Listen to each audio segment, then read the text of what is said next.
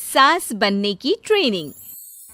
सुधा के बेटे की शादी होने वाली थी और वो इतनी एक्साइटेड थी कि आज मैं ऊपर आसमान नीचे, आज मैं आगे जमाना है पीछे। अरे हाँ भाग्यवान, तू सबसे आगे ही है। लेकिन हुआ क्या है? सास बनने वाली हूँ मैं। अरे घर में एक नया सदस्य आ जाएगा, कितना अच्छा लगेगा ना। आप और राहुल तो ऑफिस चले जाते थे और मैं पागल की तरह घर में अकेली। अब तो मेरा साथ देने वाली आ रही है इस घर में। बहुत बहुत बहुत खुश हूँ मैं। ओहो ठीक है बेगम, लेकिन अपनी खुशी को लगाम लगा कर रखो। क्या पता कैसी आए, तुम्हारा साथ देने वाली आए या फिर ऐसी आ जाए जो तुम्हारी शक्ल देखना भी पसंद ना करती हो। ऐसा क्यों बोल रहे हैं जी? शुभ नहीं बोल सकते तो अशुभ तो ना बोले। अच्छा जल्दी से तैयार हो जाओ, चांदनी चौक जाना है शादी की शॉपिंग के लिए। हाँ हाँ, थोड़ी सुबह तो हो जाने दो, दुकानें बाजार खुल तो जाए। तुम सच में ना पागल हो गई हो बहू के आने की खुशी में। बेटा माँ की हरकतें देख रहा था। वो सारी बात फोन पर अपनी होने वाली बीवी राशि को बताता है। फिर पता है क्या हुआ? माँ ना सुबह 6 बजे ही पापा को चांदनी चौक जाने को कहने लगी।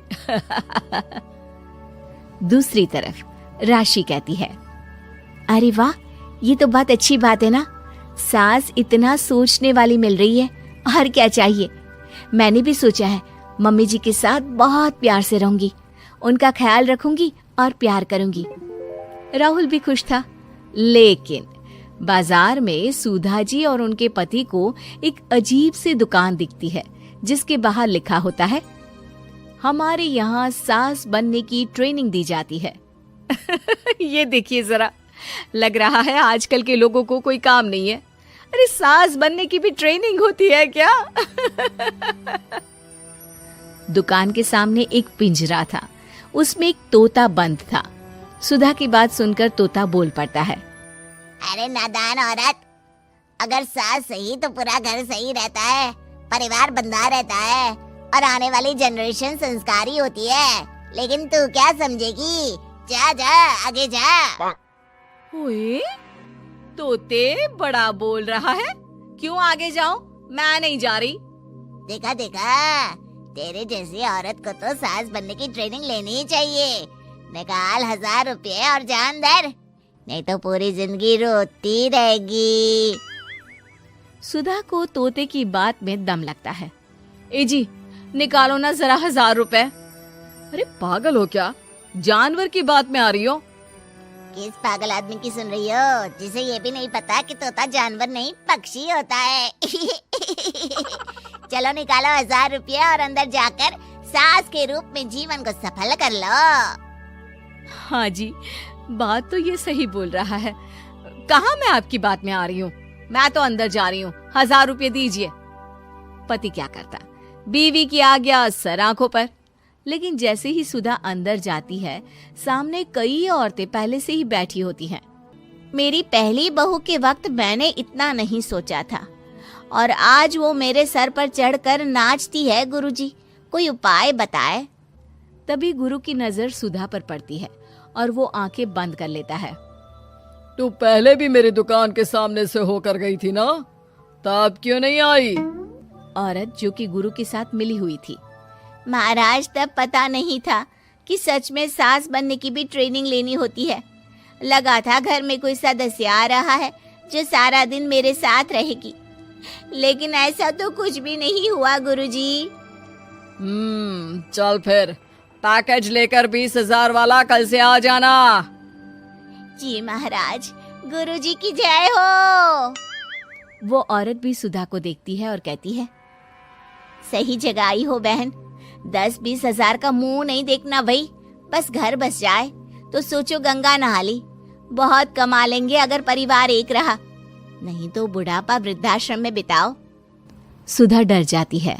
वो गुरु के पास जाती है और उन्हें पैसे देती है। देखो, एक मंत्र गांठ बांध लो कि कभी भी बहू को बेटी ना समझना। जितना दबाकर पहले दिन से रखोगी, धीरे धीरे प्यार दोगी तो मान रखेगी, नहीं तो। ना जी ना गुरुजी, समझ गई। अरे भला हो भगवान का जो आपसे मिला दिया, नहीं तो मैं। हाँ हाँ, आगे बढ़ते जाए, पीछे और भी लोग हैं, सबको मौका दे। सुधा घर आ जाती है। राशि शादी करके घर आती है तो दिमाग में सास की वही छवि होती है जो राहुल ने दिखाई थी। देखो राशि, मैंने काम वाली हटा दी है। वो क्या है ना, 2000 महीने लेती थी, यानी कि 24,000 साल का, और 5 साल में उसे जोड़ो तो 1,20,000 रुपए। माँ जी, और 10 साल जोड़े तो? तभी राहुल आ जाता है।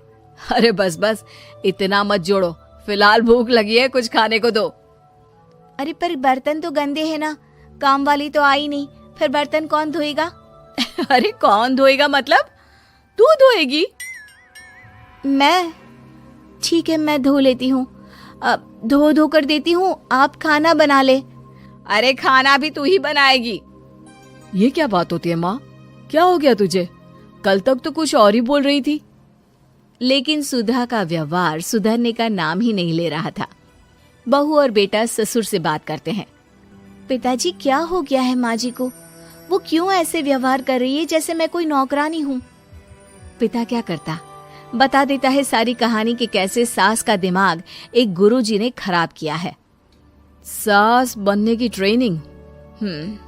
तो मामला ये है, वही मैं कहूँ, कहाँ तो माँ बहू का इंतजार ऐसे कर रही थी मानो साक्षात कोई देवी आने वाली है, लेकिन व्यवहार नौकरानी जैसा।